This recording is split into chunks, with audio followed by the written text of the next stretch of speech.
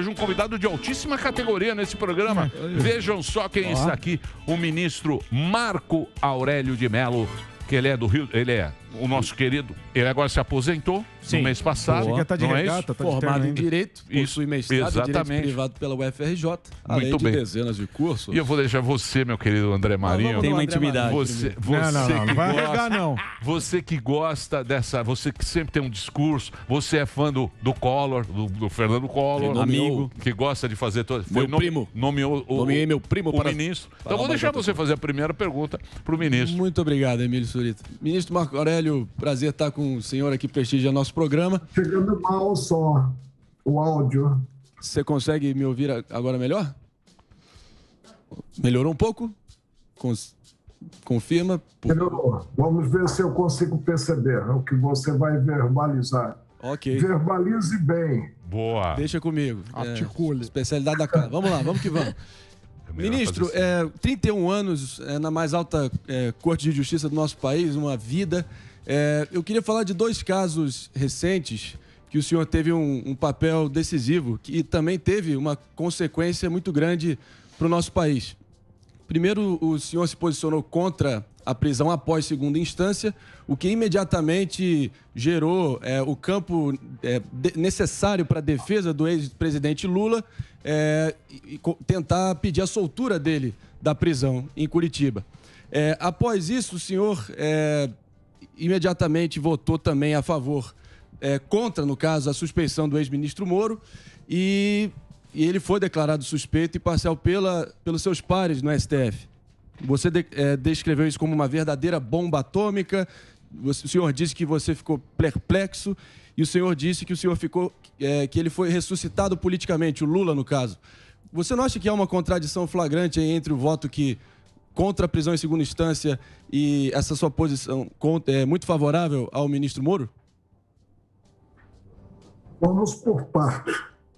Em primeiro lugar, realmente são 55 anos de serviço público, 42 em colegiado julgador e 31 anos no Supremo. E sempre atuando com absoluta espontaneidade, segundo meu convencimento e nada mais. A problemática do juiz Sérgio Moro. Ele foi tido, não por mim, eu não o elegi, ele foi tido como um herói nacional. E avançou-se no campo do combate à corrupção mediante a atividade desenvolvida na 13ª Vara Criminal de Curitiba.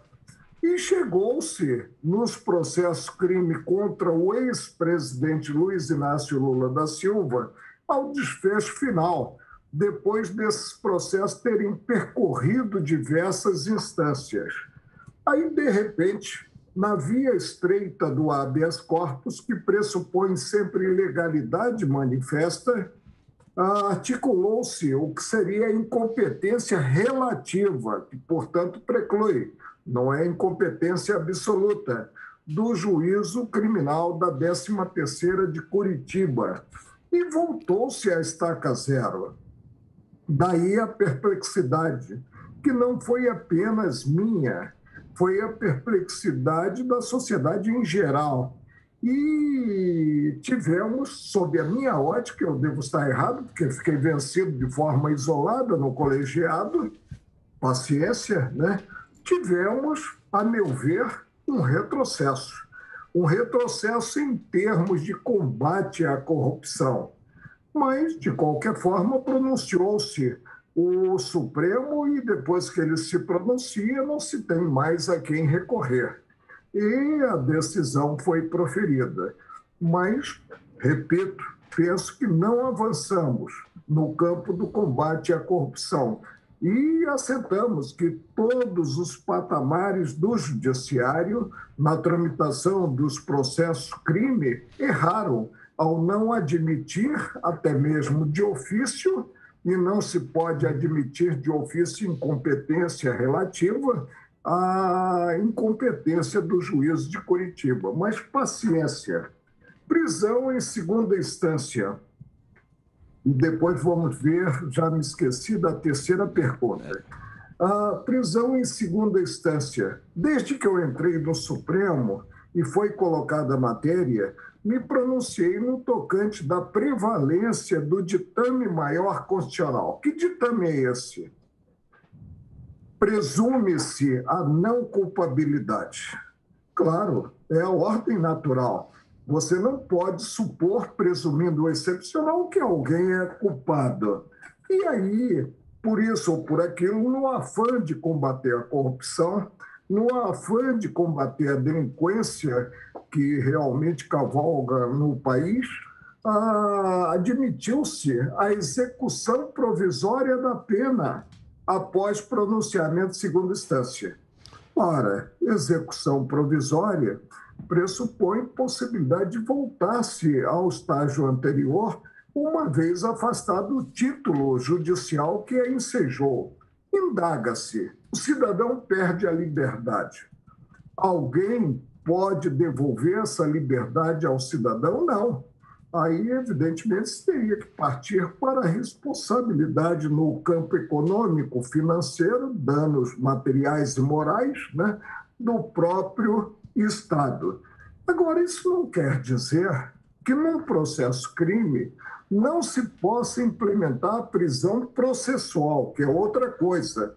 A prisão dita provisória, a prisão tida como preventiva, desde que configurada uma das situações jurídicas contempladas no Código. E aí tem-se realmente a inversão, uma inversão precária e efêmera, né, da marcha processual. A terceira pergunta que você fez, eu não estava com papel na hora para anotar, qual foi? Eu acho que o ministro explicou bem o arrazoado por trás de ambas essas decisões, mas é aquilo, né? A partir da sua decisão contra a prisão após segunda instância, Lula foi solto da prisão em Curitiba. E após isso, o senhor foi contra o voto que declarou o juiz Sérgio Moro suspeito e parcial no processo contra o Lula. E se o senhor não acredita que há uma contradição em ambas essas decisões, que uma acabou gerando a outra? Não, eu fui super coerente. A pior pecha, o pior defeito que se pode atribuir a um juiz é o da ausência de imparcialidade. E aí, o processo crime é uma marcha que chega ao término. Indaga-se, por que não se articulou, por que não se decidiu anteriormente quanto à incompetência que seria territorial, vamos afirmar bem, do juízo da 13ª. Agora, suspeição do juiz Moro, por quê? Porque ele manteve diálogo com o órgão acusador?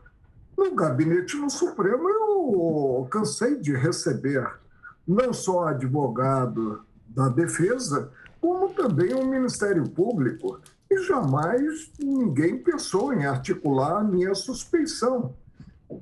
Vamos presumir o que normalmente ocorre e não o excepcional.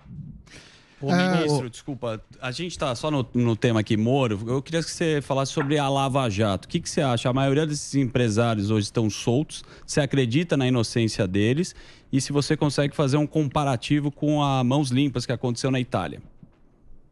Lá também houve uma reversão, né?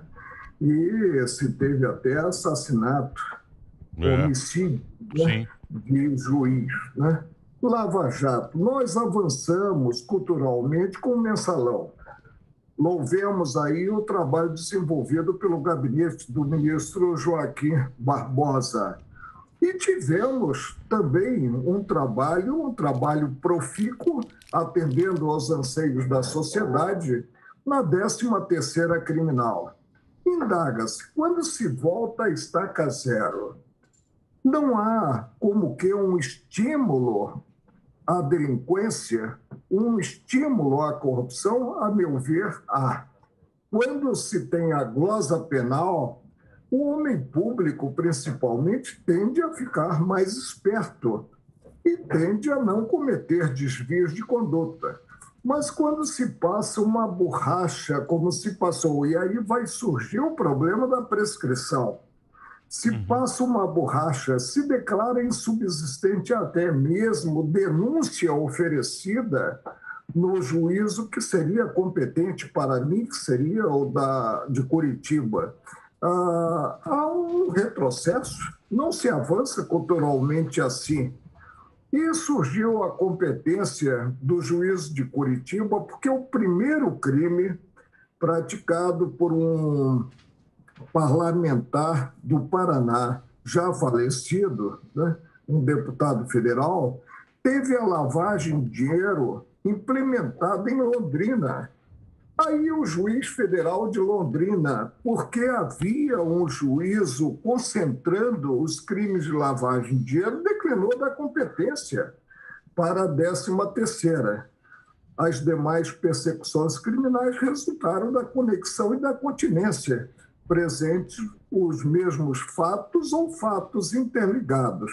Mas, vou repetir mais uma vez, em colegiado, a razão está sempre com a ilustrada maioria.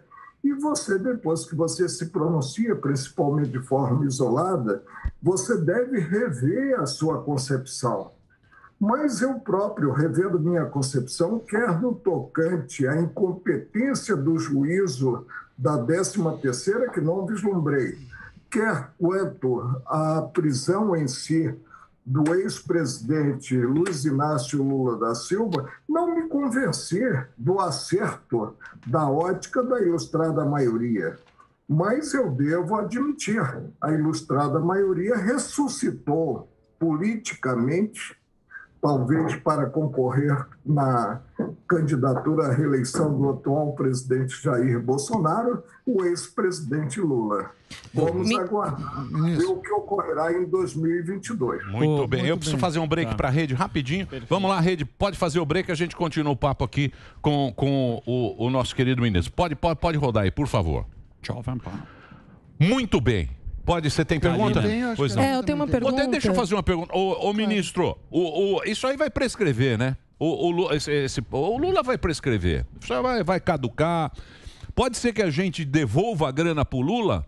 O senhor que tem a experiência jurídica, o senhor que estava lá, pode ser que a gente tenha que indenizar o Lula lá para frente? A rigor, se a responsabilidade do Estado no Brasil não engatinhasse, caberia a indenização por danos físicos e danos morais, tendo em conta o pronunciamento do Supremo. Agora vamos aguardar. O que decidido quanto ao ex-presidente Lula é aplicável aos demais condenados é uma outra pergunta. E aqueles que foram absolvidos vão voltar a responder a processo crime? Veja você que dar o dito pelo não dito custa caro. Essa história aí, eu vou falar uma coisa para você. Isso me irrita só de pensar. Essa história aí irritou o Brasil inteiro, viu, ministro? Isso aí a gente não consegue engolir, não. Tem umas coisas que a gente... Igual a gente sabe que decisão judicial é o cumpra-se, né? Tem que ser cumprida, mas isso aí foi um negócio que envergonha muito a gente. Essa decisão aí envergonha muito a gente tem um condenado que pode ser presidente da República. Exatamente. E a gente tem que engolir isso aí quietinho, porque o cumpra-se da justiça, decisão judicial, a gente tem que cumprir. Mas é um negócio que acho que ninguém engole isso. Não. Muito bem. Pois não. Então, oi, ministro. Boa tarde para o senhor. Uma outra decisão polêmica foi a decisão que o senhor tomou na votação sobre a soltura de André do Rep. O senhor afastou a prisão preventiva dele em novembro do ano passado e agora ele está foragido. E eu gostaria de entender, baseado em que o senhor tomou essa decisão, sendo ele um dos líderes do PCC. Olha, cumprir a lei no Brasil parece que é errado. Por que digo isso? Porque na reforma, considerado o pacote anticrime, se introduziu uma cláusula no Código de Processo Penal, prevendo que a prisão provisória vigora por 90 dias, período passível de ser prorrogado mediante representação da polícia, mediante requerimento do Ministério Público ou ainda de ofício pelo próprio juízo competente. E vem a cláusula quanto à consequência de não se ter a revogação da prisão O que está nessa cláusula? Que não havendo a renovação, a prisão é tida como ilegal. Como julgador, sem ver a capa do processo, sem ver o envolvido, porque a lei vale para todos, constatei a ilegalidade. André do Rep estava solto, estava preso há mais de 90 dias, sem que o ato alusivo à custódia, à prisão, tivesse sido renovado. Defrontando-me no habeas corpus, que é uma ação de mão única e visa preservar a liberdade de ir e vir, com uma ilegalidade, o que me cumpria fazer como julgador? E cumpriria se estivesse na primeira ou segunda instância, no órgão revisor, não apenas por estar no Supremo. Cabia-me apenas constatar o vício e implementar a consequência. Por isso é que eu disse que no Brasil parece, segundo a capa do processo, que cumprir a lei é algo errado. Então, o ideal é que se mude as leis, né? Corretíssima. Mas tivemos um percalço. Um percalço porque o presidente do Supremo, ombreando comigo, não é um superior hierárquico, ele coordena os trabalhos nas sessões plenárias, resolveu simplesmente revogar minha decisão. E aí, André do Rep, expedido ao alvará de soltura, já tinha colocado o pé no mundo. O senhor não se arrepende, não, o ministro? Local incerto e não sabido. Ou seja, o ato apenas prejudicou a instituição. O plenário, enfrentando esse tema, concluiu uma só voz. Não cabe ao presidente cassar decisão, porque a cassação seria com C cedilha e não com 2 S's, de qualquer integrante do tribunal. Apenas o colegiado pode fazê-lo. Mas, em passo seguinte, resolveu manter o ato do presidente, embora criticando-o no que cassara a minha decisão. Paciência, decidiu o colegiado. E aí, evidentemente, como eu não disputava coisa alguma no colegiado, as partes é que disputam, no caso concreto, o acusado André do Rep e o Ministério Público, Estado acusador, eu simplesmente constatei a existência do pronunciamento e saí, evidentemente, do contexto com o mesmo sorriso de sempre. Ô, ministro, o senhor não se arrepende disso, não? Porque é o seguinte, a gente sabe que o STF, ele manda prender quem eles querem, vide o caso do André Eustáquio, né, do Oswaldo Eustáquio. O senhor não se arrepende, não? Porque o André do Rep teve várias apreensões na casa dele, todo mundo sabe que ele é um dos chefes do PCC, e o senhor, mesmo assim, diz ter agido na legalidade, agido na lei. O senhor não se arrepende mesmo depois de terem anulado o seu habeas corpus, não? O senhor não fica com peso na consciência um pouquinho, não? Se pudesse implementar justiçamento. Mas órgão julgador não pode partir para esse campo. Em um Estado democrático de direito, incumbe ao órgão julgador observar o figurino legal. O Congresso aprovou o 316 do Código de Processo Penal, balizando no tempo a custódia provisória, e aprovou mais a consequência de não se ter a renovação da prisão, que é a ilegalidade. Ora, o julgador, defrontando-se com uma ilegalidade, segundo garantia constitucional, deve afastá-la do cenário jurídico. Foi o que eu fiz.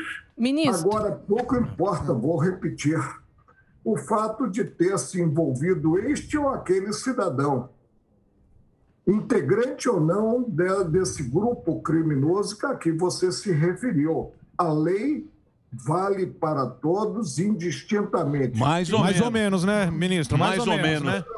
Mais ou menos, ministro. No mínimo uma vergonha isso aí. É bonito. Eu só tenho uma dúvida. No mínimo é vergonhoso o que aconteceu. Eu queria perguntar. Calma. Peraí. Só vale para alguns. Isso é péssimo. Não se avança culturalmente assim. Mas é o que acontece. Porque senão só um... Pois não, por favor. Seguinte, eu estava conversando com o pessoal do STF em Foco, que é um perfil, E aí tem um estudo do Jefferson Mariano, da USP, que fala que 30%... Não está dando para chegar bem o seu áudio aqui. Tem um estudo do Jefferson Mariano, lá da USP, que mostra que 30% das votações que o senhor participou, o seu voto foi vencido. E eu sou economista, eu vejo que é muito difícil a interpretação da lei, né? Que assim, a lei vale para todos, mas é que lei, né? Às vezes um próprio ministro acha um e outro. E outra coisa que me preocupa é o custo que isso tem para a sociedade. Custo financeiro mesmo. Segundo o portal de transparência do STF, do governo Dilma, de 2010 a 2018, né? E pegando um pouco mais o governo Dilma, 13,58% dos casos de um réu ganhou um recurso extraordinário no STF. Em 2019, foi para 26,74%, em 2020 para 37,61%. Para mim, são sinais claros que as regras do jogo não são boas, assim. O que o senhor acha? Assim, não me parece fazer muito sentido esse percentual tão alto, e é um custo enorme, né, de tempo, de recursos. Seria muito fácil para mim, eu teria inteligência suficiente acompanhar a maioria. Mas em colegiado, o que nós temos é um somatório de forças distintas, cada qual participando segundo a formação técnica e humanística possuída. E eu sempre atuei com desassombro. Eu sempre atuei percebendo o que está no processo e a legislação de regência. Agora, você dizer simplesmente, olha, Vossa Excelência ficou vencido em 30% dos casos em que apreciou, paciência. O que eu deveria fazer? Dizer amém e acompanhar a ilustrada maioria sempre? Não seria a minha função no colegiado. A divergência no colegiado, ela é positiva. E se eu pudesse dar peso a decisões, uma só voz, unânime, e outra por maioria, daria peso maior à decisão por maioria. Por quê? Porque surgiria dela a certeza de que duas correntes foram apreciadas, prevalecendo uma delas. Agora, às vezes, eu fico vencido em uma questão instrumental. Por exemplo, fico vencido no faz de conta, que está na modulação. Se assenta, olha, a lei é inconstitucional. Segundo Rui Barbosa, seria Nath morta. Mas aí se diz, bem, ela prevalece até aqui, em detrimento da Constituição Federal, e se modula a decisão, eu posso aquecer, podia aquecer a essa ótica? A resposta é negativa. Às vezes fico também vencido em questão instrumental, já que, para mim, a matéria instrumental, ela revela segurança jurídica, saber o que pode ou não ocorrer na tramitação de um processo e, portanto, encerra a liberdade em sentido maior. Agora, vamos ter presente, em colegiado, a tônica não é a decisão a uma só voz, não é a unanimidade, é a maioria. Cada qual dos integrantes se pronunciando conforme ache que deve se pronunciar. Eu sempre procedi assim nos meus 42 anos em colegiado julgador.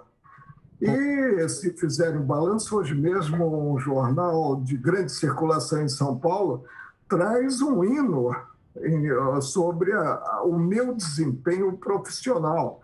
E um hino que foi confeccionado por 3 juristas.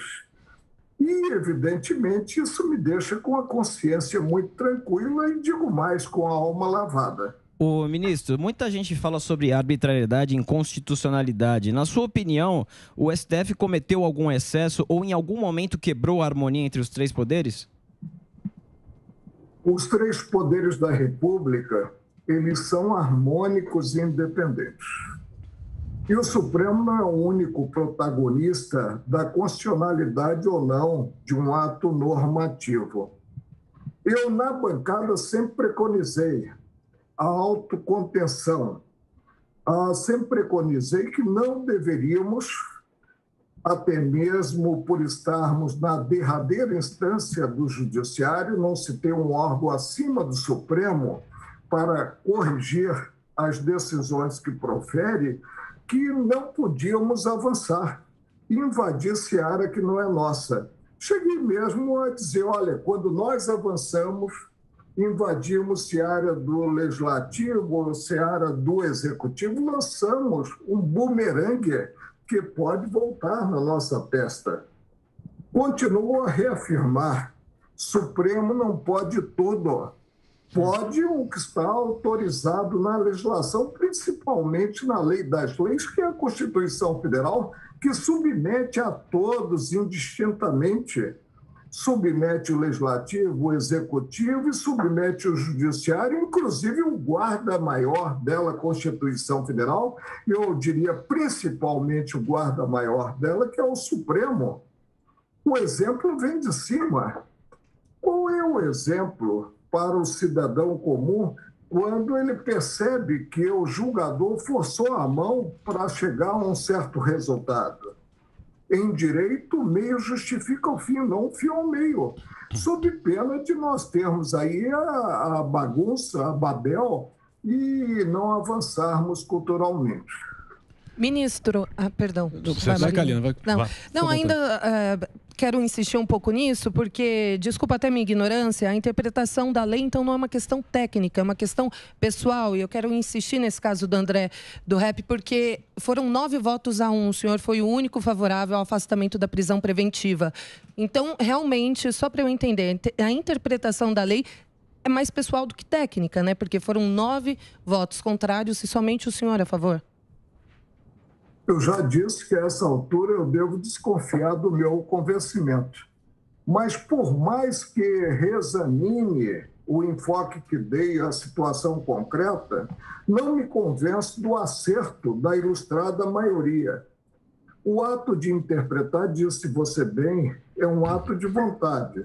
Depende da formação técnica e humanística daquele que o implemente.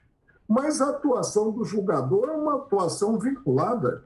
Eu não posso, diante do Código de Processo Penal, dizer que no tocante a André do Rep, não se aplica o artigo 316. O princípio da legalidade pressupõe a aplicação linear. E vou ressaltar um aspecto. Garantias e franquias constitucionais e legais não são acionadas pelo homem comum, padrão médio. São acionadas por aquele, para ter-se um julgamento justo, implementada a justiça, por aquele que cometeu desvio de conduta. E o 316 não contém exceção. Não está no 316, não poderia mesmo estar, porque há impessoalidade, né? Que não se aplica em 316 quando se tiver integrante de grupo criminoso, quando se tiver André do Rep envolvido no processo. Não julgo segundo a capa do processo. Não julgava. Não posso dizer que não julgo, porque não tenho mais o ofício de julgador. Julgo sim, de acordo, porque minha atuação é vinculada com os elementos contidos no processo e a lei aprovada pelo Congresso Nacional. Quem sabe tenhamos aí, e parece que se potencializa muito o aspecto formal, a revogação do artigo 316 para excepcionar certas situações. Enquanto não vier essa revogação, o julgador terá que aplicar esse artigo como ele se contém, porque a atuação do julgador, vou repetir, ele não cria o critério de plantão, é uma atuação vinculada ao direito aprovado pelo Congresso Nacional. Ô ministro, a gente entende que lei é lei, Lei e acabou. Mas tem muito código, né? Código penal, processo penal, execução penal. Aí acaba tendo esse monte de brecha aí e a sociedade acaba achando que não tem a justiça, né? A gente acaba entendendo que não tem justiça com essas coisas que a gente está comentando aqui, o André do Rap, o próprio Lula, e também as pessoas vão desacreditando, né? A justiça estava muito acreditada naquela época do Sérgio Moro, Exatamente. que a gente estava vendo todo mundo em cana, grandes empresários, políticos. Aí você falou, pô, parece que o Brasil está indo bem. Hoje em dia está todo mundo solto, todo mundo na rua por essas brechas que existem. Né? Qual é o caminho? A gente vai desacreditar também na justiça? Porque eu acredito que se a gente tem que acreditar nas instituições, no voto que a gente deu, no juiz que está julgando, no cara que vai achar a situação mais adequada para os nossos conflitos. E parece que a sociedade já não está mais acreditando aí, principalmente no Supremo, né? Que a nossa Suprema Corte sempre foram os guardiões, o cara que a gente confiava. Parece que a gente não confia mais. Qual vai ser o futuro disso, ô ministro? Precisamos, em primeiro lugar, potencializar o conteúdo da norma e não simplesmente o aspecto formal. Em segundo lugar, acreditar nas instituições pátrias. Acreditar nessa última trincheira da cidadania, que é o Supremo, e no acerto daqueles que têm assento na bancada, no acerto dos julgadores. Somente assim nós vamos avançar. Agora, no Brasil, nós continuamos achando que podemos afastar as mazelas, consertá-lo com 2 S's e com C, mediante novas leis, quando o que precisamos, na verdade, é de homens, principalmente homens públicos, que observem as leis existentes. Mas parece que se edita uma lei já se aguardando, e por isso ela não é cumprida, uma nova norma que a afaste. Isso é muito ruim em termos de segurança jurídica. Eu indago, nós estamos melhores hoje quando voltamos à estaca zero na Lava Jato? Estamos melhores hoje quando demos o dito pelo não dito quanto à condenação já preclusa na via da recorribilidade do ex-presidente Lula? Eu penso que não. Eu penso que o que houve foi um retrocesso. Ministro Marco Aurélio Marquinho. Eu não sei se é do conhecimento de Vossa Excelência com a devida vênia, que já faz quase 2 anos que o comandante de nossa GREI, Emílio Surita, vulgo Mimi... Que isso? Vulgo Mimi, que isso, quando ele me convidou para integrar o elenco deste programa humorístico vespertino, ele me escalou para mimetizar o senhor, emular as gesticulações vocais e a forma como o senhor profere sempre de forma sedutora os seus votos.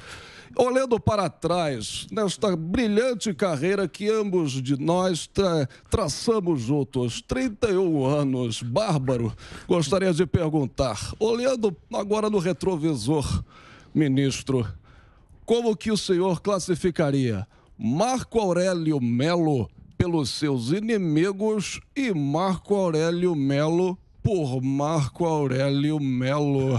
Por quê? Eu converso. Eu gostaria de ter esse dom e poder imitá-lo, mas não tenho esse dom, infelizmente.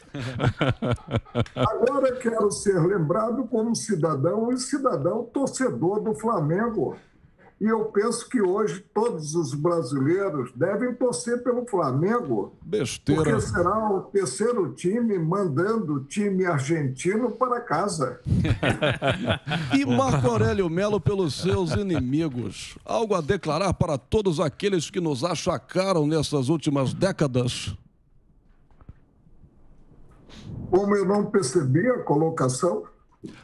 Como que você classificaria Marco Aurélio Melo pelos seus inimigos, todos aqueles que nos achacaram nas últimas décadas? Não, eu não tenho inimizades. Claro que não contentei a todos, porque não se contenta a todos na arte de julgar. Mas paciência, você tem que estar em paz com o seu convencimento, isso que é importante.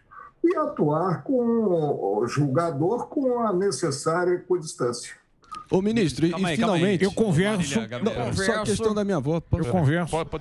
Pode fazer. Ministro, eu sei que o senhor é muito bem casado com a doutora Sandra De Santis e longe de mim querer fazer nenhum questionamento nesse sentido. Mas você sabe que outro dia eu estava num evento de família e lá pras tantas a minha queridíssima avó Tânia revelou que na sua juventude de galanteador você chegou a abordá-la em algum determinado momento. Você acha que isso é possível ou uma invencionice descabida da minha matriarca? O áudio não está me chegando tão bem.